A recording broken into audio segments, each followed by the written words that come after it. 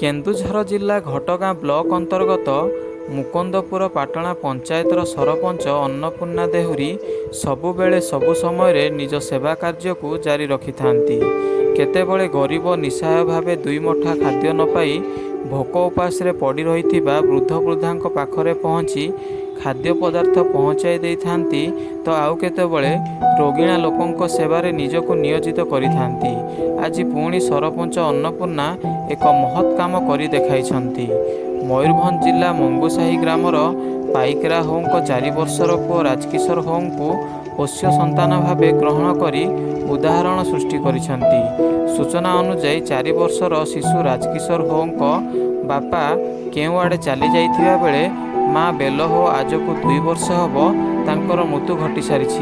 तेणु राजकिशोर मुकुंदपुर पाटणा पंचायत अंतर्गत बणचकुलिया ग्राम में तांको मामू माई आश्रय रही। यही खबर सरपंच जानिबा परे बणचकुलिया ग्राम में पहुँची राजकिशोर को पोष्य संतान भाव ग्रहण करथिले। एथिसह राजकिशोर शिक्षा व्यवस्था कराइबा सह अन्यान्य समस्त खर्च बहन करिवे बोली सरपंच मत प्रकाश करिसथि।